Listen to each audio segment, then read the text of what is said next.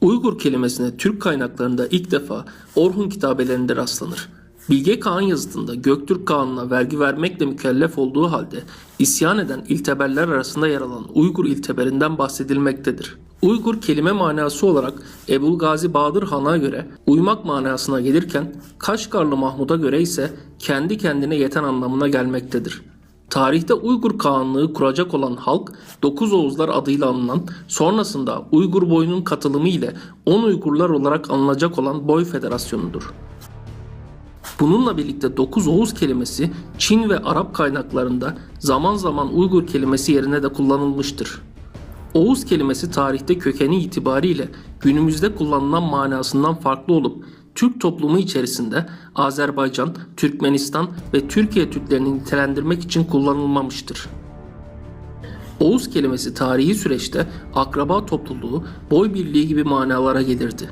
Öyle ki Göktürk döneminde 3 Oğuz, 8 Oğuz, 9 Oğuz gibi boy birliklerinin adlarını günümüze ulaşan kaynaklardan öğrenmekteyiz. Çin kaynaklarına göre Uygurların ilk anavatanı günümüz Kuzey Moğolistan'da bulunan ve Baykal Gölü'ne dökülen Selenge Irmağı'nın doğu boylarıydı. Göktürk Devleti'ni Karluk ve Basmil boylarıyla birleşerek yıkan Uygurlar, Kutluk Bilge Kül Kağan önderliğinde 744 yılında Ordubalık şehri merkezli Büyük Uygur Kağanlığı'nı kurmuştur.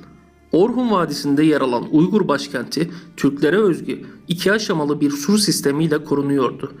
Uygur Devleti'nin kuruluşunda yer alan Basmil ve Karluk boyları bu tarihten sonra modern ve yerleşik hayata geçmiş, ön Uygur kültürünün ortaya çıkmasını sağlamıştır. Kısa sürede Orta Asya'nın egemen gücü haline gelen Uygurlar, Göktürk Devleti'nin yıkılması sonrası Çin'in günümüz Doğu Türkistan'ın güneybatı yarısını oluşturan tarım havzasındaki etkisine karşı Müslüman Araplarla Karluklar gibi ittifak kurmuş ve Talas Savaşı'nda Çin'in bozguna uğratılmasında önemli katkıları olmuştur. Uygurlar diğer Türk boylarından farklı olarak gelişmiş bir yazı diline sahipken tarım havzalarında hızlı bir şekilde göçebe ekonomisinden tarım ekonomisine geçmişlerdir. Günümüzde tarımla ilgili kullanılan birçok terim Uygur kökenlidir. Hatta Gobi Çölü'nün ortasında yemyeşil bir Uygur şehrinde yetişen lezzetli sebzelerin ve meyvelerin ünü binlerce kilometre öteye kadar ulaşmıştır. Alev Vası olarak bilinen ve deniz seviyesinin 154 metre altında kurulan bu şehrin adı Turfan'dır. Vaktinden önce yetişen sebze ve meyveler için günümüz Anadolu coğrafyasında halen kullanılan Turfanda kelimesi Turfan şehrinden gelmektedir. 9. yüzyılda Uygur Kağanlığı'nın kuzeyde yaşayan Kırgızlar tarafından yıkılması sonrasında Uygurlar daha güneye inerek günümüz Doğu Türkistan'ına yoğun bir şekilde yerleşmeye başlamıştır. Verimli arazilerde, hatta çölün ortasındaki vahalarda dahi tarım yapan Uygurlar Çin ile İslam dünyası arasındaki ticareti kontrol ederken sanat ve kültür alanında iki medeniyetin arasında Uygurların ışığı her geçen gün daha güçlü parlamaya başlamıştır. Kaşgarlı Mahmud'un doğduğu topraklar Moğol istilası esnasında dahi ihtişamını yitirmemiştir. Aksine Cengiz Han'ın otağında eğitimli Uygurlar önemli yöneticilik vazifelerinde bulunmuştur. Cengiz Han'ın orduları büyük oranda gök tanrı inancına sahip Türk boylarından gelen savaşçılardan oluşmakla birlikte Cengiz İmparatorluğu'nun yönetim sisteminde en önemli unsur Uygur Türkleriydi.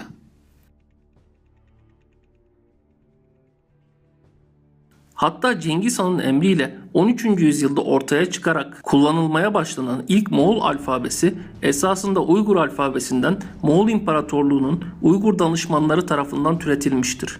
Moğolların kullandığı ilk alfabe esasında Uygur alfabesidir. Ayrıca bir Uygur Türk'ü tarafından Anadolu coğrafyasında devlet dahi kurulmuştur. Bu devlet Anadolu beylikler döneminde en geniş sınırlara sahip olmasına karşın okullarda pek fazla değinilmeyen Eretna devletidir. Devlete adını veren Alaaddin Eretna Bey bir Uygur Türk'üdür. Cengiz Han sonrası dönemde ise Uygurlar Çağatay Hanlığı'nın Türkleşmesinde ve Orta Asya'da dağılmış Türk boylarının tekrar bir kültür dairesi içerisinde toplanması noktasında önemli roller oynamıştır. Bu dönemde birkaç yüzyıl boyunca evrensel bilim ve kültür dili olan Çağatayca şekillenmiş, binlerce kilometre mesafede İstanbul'da ikamet eden Osmanlı padişahları Fatih Sultan Mehmet, II. Beyazıt, Yavuz Sultan Selim ve Kanuni Sultan Süleyman medeniyet dili olan Çağatayca'yı öğrenmiş, Çağatayca konuşan hocaların tedrisatından geçmiş, hatta Çağatayca şiirler dahi kaleme almıştır. Emir Timur ve Ardılı hükümdarlar döneminde Çağatayca en parlak dönemini yaşarken günümüzde Çağatayca'nın iki kolu olan Uygur Türkçesi ve Özbek Türkçesi varlığını halen sürdürmektedir. 18. yüzyılın ortalarına kadar Doğu Türkistan coğrafyasında çeşitli bölgesel devletler hüküm sürse de 18. yüzyılın ortalarından itibaren Çinliler bölgeyi yavaş yavaş işgal etmeye başlamıştır. 1760-1862 yılları arasında ise bölge tamamen bir Çin sömürgesi haline gelmiştir. Takvimler 1862 yılını gösterdiğinde ise Doğu Türkistan'ın çeşitli bölgelerinde Yakup Han önderliğinde yerel ayaklanmalar baş göstermişti. Bu ayaklanmaların sonucu Kuçar, Yarkent, Kaşgar ve İli şehirleri şehir devletleri şeklinde bağımsızlığını ilan etmişti.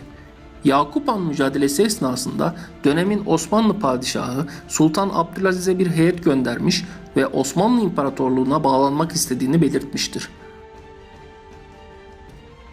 Osmanlı İmparatorluğu Yakup Bey'in bu talebini kabul etmiş, Doğu Türkistan resmen Osmanlı topraklarına katılmış ve Sultan Abdülaziz Han'ın direktifleri üzerine Albay Kazım Bey komutasında 5 muvazzaf ve 3 emekli subaydan oluşan bir asker eğitim grubu, 1200 piyade tüfeği, 6 sahra topu ve cephane yapımında kullanılan barut ve malzemeleriyle Hindistan üzerinden Doğu Türkistan'ın Kaşgar şehrine gönderilmiştir. Fakat Osmanlı Devleti'nin kısıtlı desteği yeterli olmamış, tüm direnişlere karşın 1877'de Kaşgar, 1878'de Hotan düşman işgaline girmiştir. 16 Mayıs 1878 tarihine gelindiğinde ise bir Osmanlı mülkü olan Doğu Türkistan Çinliler tarafından tamamen işgal edilmiştir. Bugün pek değinilmese de resmi olarak bir Osmanlı-Çin savaşı yaşanmış ve Osmanlı bir kısım toprağını yani Doğu Türkistan'ı bu savaşta kaybetmiştir. 1931 yılına gelindiğinde ise Kumul kentinde Uygurların bağımsızlık mücadelesi neticesinde Çinlilere karşı büyük bir zafer kazanılmış ve 12 Kasım 1933'te Kaşgar'da Doğu Türkistan İslam Cumhuriyeti kurulmuştur. Hoca Hacı Niyaz, devletin ilk cumhurbaşkanı olmasına karşın 4 yıllık bağımsızlık sonrası Ruslar, Batı Türkistan'da soydaşı halkları arasında ayaklanmalara sebep olmasından korktuğu Doğu Türkistan İslam Cumhuriyeti'nin Çin işgaline girmesi için Çin'e destek vermiş ve 1937 yılında bölge tekrar Çin işgaline girmiştir. 1944 yılında 2. Dünya Savaşı'nın yıprattığı Çin yönetimine karşı Gulca'da tekrar ayaklanan Uygurlar, Tarbagatay, İli ve Gulca şehirlerini de içine alan Şarkı Türkistan Cumhuriyeti'ni kurmayı başarmıştır. Çin tarafından tanınan Şarkı Türkistan, 1949 yılında Mao Zedong önderliğinde Çin'de gerçekleşen komünist devrim sonrası Çin ile imzalanan anlaşmalar hiçe sayılarak işgal edilmiştir. Dünya üzerinde halkını ucuz işçi olarak çalıştırma üzerine kurduğu ekonomik sistemiyle adeta sosyalizm teorisi ve amacıyla dalga geçen Komünist Çin tarafından yeni bir sömürge olarak adlandırılan Doğu Türkistan, tarihin hiçbir döneminde görmediği kadar gayri insani uygulamalara ve asimilasyonlara maruz kalmış ve halen kalmaktadır. Doğu Türkistan bölgesinde yaklaşık 23 milyon insan yaşamakta olup bu nüfusun 13 milyonunu Uygur ve Kazaklar oluşturmaktadır. Yaklaşık 3 milyon Uygur ve Kazak'ın şu an Çin hükümeti denetimindeki hapishanelerde, toplama kamplarında ve zorunlu çalışma kamplarında olduğu düşünülmektedir.